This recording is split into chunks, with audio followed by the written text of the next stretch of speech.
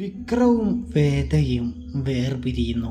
അങ്ങനെ പവിത്രത്തിൽ ഇനി കാണാനായിട്ട് പോകുന്നത് ഒരുപാട് സംഭവ വികാസങ്ങളാണ്. പ്രിയ പ്രേക്ഷകരെ, പ്രിയ കൂട്ടുകാരെ, അതായത് വിക്രവും വേദയും അവരുടെ പ്രണയവും തുടങ്ങിയിട്ട് കുറച്ച് നാളുകളെ ആയിട്ടുള്ളൂ എന്ന് കാണാം.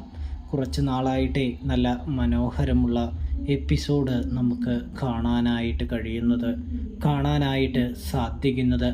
ഈ സമയം അതിനെല്ലാം തിരശ്ശീല വീഴ്ത്തുന്ന പവിത്രം ടീമിനെ നമുക്ക് കാണാനായിട്ട് സാധിക്കുന്നുണ്ട്.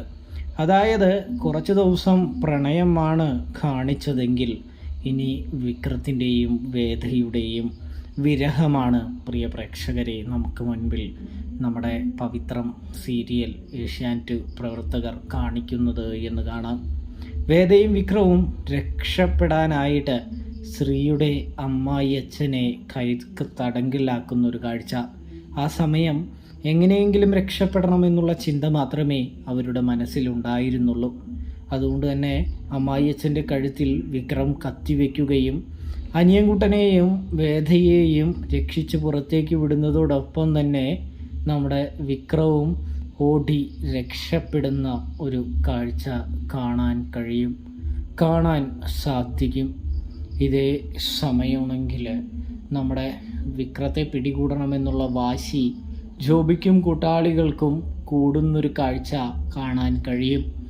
അങ്ങനെ പിറ്റേ ദിവസം രാവിലെ തന്നെ അവർ വാളും കമ്പുകളും ഒക്കെയായി വരുന്നൊരു കാഴ്ച കാണാൻ സാധിക്കുന്നുണ്ട്. ഒടുവിൽ വിക്രത്തെയും വേദയെയും അനിയൻകുട്ടനെയും പിടികൂടുന്ന ഒരു കാഴ്ചയാണ് നമുക്ക് കാണാൻ സാധിക്കുന്നത്.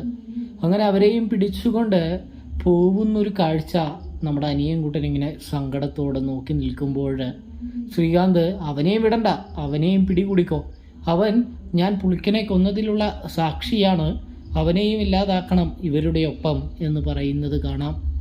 ഇതേ സമയമാണെങ്കിൽ അങ്ങനെ അവിടേക്ക് ചെല്ലുന്നുണ്ട്, ഒരു പാറയുടെ മുകളിലേക്ക്. അവിടെ ചെന്നുകൊണ്ട് തന്നെ നമ്മുടെ വിക്രത്തെയും വേദയെയും ഒരു മരത്തിൻ്റെ കീഴിൽ കെട്ടിയിടുന്നൊരു കാഴ്ചയാണ് നമുക്ക് കാണാനായിട്ട് സാധിക്കുക.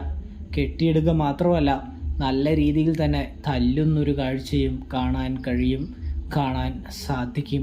തല്ലുകൊണ്ട വിക്രം അവശനാവുന്നുണ്ട്. അവശനായ വിക്രത്തെ കൊക്കയിലേക്ക് ഇടാനായിട്ട് ഒരു പദ്ധതി മെനയുന്നതും കാണാൻ സാധിക്കും. എന്ത് സംഭവിക്കുന്നൊക്കെ കണ്ടു തന്നെ കാണണം പ്രേക്ഷകരെ, കൂട്ടുകാരെ.